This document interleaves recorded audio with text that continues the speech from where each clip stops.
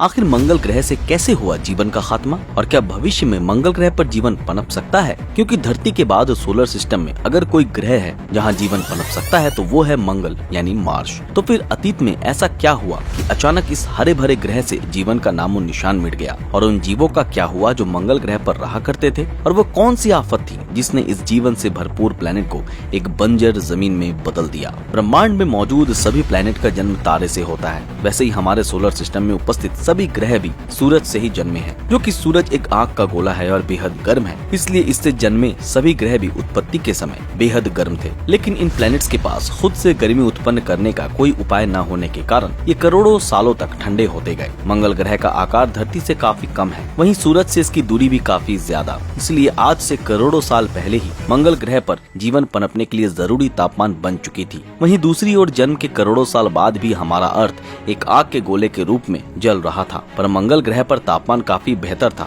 और साफ पानी के समंदर बहने लगे थे। और अतीत काल में मंगल ग्रह पर पानी बहने के सबूत इंसानों द्वारा मार्स पर भेजे गए रोवर्स ने भी ढूंढ निकाले। इन्हीं पानी के नीचे छोटे छोटे बैक्टीरिया का जन्म हुआ। जैसे कि हम जानते हैं, किसी भी प्लेनेट पर जीवन की उत्पत्ति बैक्टीरिया से ही होती है और फिर इन्हें विकसित जीवों में तब्दील होने के लिए एक लंबा सफर तय करना पड़ता है। लेकिन मार्स पर पैदा हुए उन जीवों को विकसित होने का समय ही नहीं मिला, क्योंकि एक बड़ा सा एस्टेरॉयड मंगल ग्रह से आ टकराया, जिससे हजारों एटम बॉम्ब जितनी एनर्जी रिलीज हुई और इस टकराव से मंगल ग्रह का एटमॉस्फेयर पूरी तरह नष्ट हो गया। साथ ही इस ग्रह पर जन्मे सभी बैक्टीरियाओं का भी खात्मा हो गया। इसी वक्त एक ग्रह धरती से भी जा टकराया, जिसके कारण हमारे चांद का जन्म हुआ। साल 2014 में नासा के परसिवेरेंस रोवर ने मंगल की हैरान करने वाली काफी सारी तस्वीरें खींची, जिनमें गोल आकार के पत्थरों को देखा गया जो हजारों साल बहते पानी में रहने के कारण बनते हैं। इसके अलावा इन तस्वीरों में नदियों के बहने के निशान और दरारें देखने को मिली, जिसे देख वैज्ञानिकों ने रिसर्च से ये पता लगाया कि एस्टेरॉयड्स के टकराने के बाद भी मार्स के सतह के नीचे पानी लिक्विड फॉर्म में मौजूद था,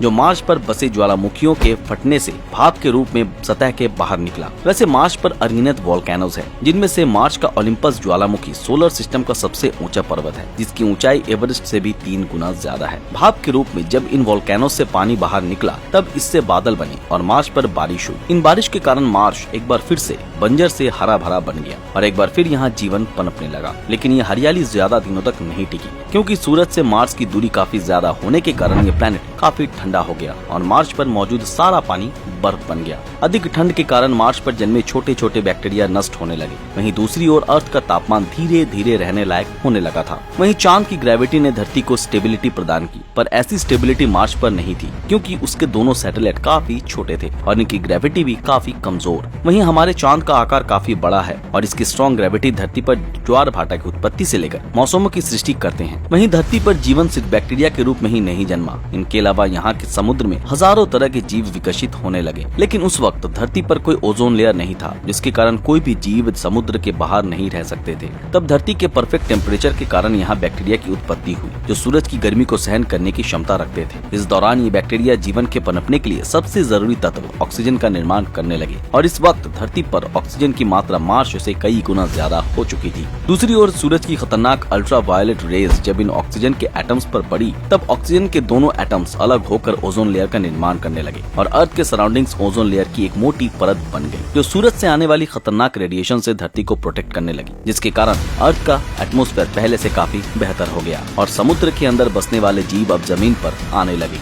इस वक्त तक धरती जीवन पनपने की विषय में मार्स से काफी आगे निकल चुका था, क्योंकि मार्स पर जन्मे कुछ चुनिंदा जीव काफी पहले खत्म हो चुके थे। वहीं धरती पर इस वक्त विशालकाय डायनासोर्स का जन्म हो चुका था। इन्होंने 16 करोड़ साल तक धरती पर राज किया, लेकिन एक एस्टेरॉयड के टकराने से 6.5 करोड़ साल पहले इन डायनासोर्स का भी नामो निशान मिट गया। इस एस्टेरॉयड के टकराव से पूरी धरती तबाह हो चुकी थी और हर तरफ नर्क जैसा नजारा था। हजारों सालों तक आसमान से आग की बारिश होती रही। एक बार फिर धरती जीवन पनपने के लिए हानिकारक बन चुका था, लेकिन ये तबाही हमारे लिए एक चमत्कार साबित हुई, क्योंकि अगर 6.5 करोड़ साल पहले डायनासोर्स का अंत ना होता तो आज हम इंसान जिंदा ही नहीं होते। डायनासोर्स के अंत के साथ ही स्तनधारी जीवों का विकास तेजी से हुआ और हम इंसानों का जन्म हुआ, लेकिन इंसान भी धरती पर हमेशा नहीं रह सकते। ठीक जैसे 6.5 करोड़ साल पहले डायनासोर्स का अंत हुआ था, ऐसे ही किसी प्राकृतिक आपदा के कारण हो सकता है धरती से इंसानी प्रजाति का अंत हो जाए। कभी कोई एस्टेरॉयड धरती से आ टकराए या कोई घातक वायरस हमारी नस्ल को ही खत्म कर दे, या फिर हम इंसान खुद के बनाए एटम बॉम्ब या लीथल वेपन्स का इस्तेमाल करके खुद को ही खत्म कर ले। लेकिन सच्चाई ये है कि हम इंसानों का इस धरती से पूरी तरह सफाया नहीं हो सकता, क्योंकि इंसानों की उत्पत्ति 2 लाख साल पहले ही हुई, जबकि धरती पर जीवन अरबों सालों से पनप रहा है, जिसमें इस धरती ने कई आपदाएं तो कई मुश्किलें झेली हैं और कई बार धरती से जीवन का खात्मा हो भी चुका है, पर फिर भी धरती पर वापस से जीवन की सृष्टि हुई। क्योंकि जीवन समय और परिस्थितियों के मुताबिक एवोल्यूट होता रहता है, इसलिए अगर कभी किसी तबाही के कारण हम इंसानों का अंत होता भी है, फिर भी धरती पर जीवन के पनपने के साधन खत्म नहीं होने वाले और एक बार फिर यहाँ जीवन की सृष्टि होगी। ठीक वैसे ही जैसे करोड़ों साल पहले धरती पर डायनासोर्स राज करते थे और आज हम इंसान यहाँ राज कर रहे हैं। एक वक्त ऐसा भी आएगा कि जब इस धरती पर किसी और जीव का राज होगा, पर एक बात कंफर्म है कि इस धरती का अंत एक न एक दिन तो जरूर होगा और इसका कारण बनेगा हमारा अपना सूरज,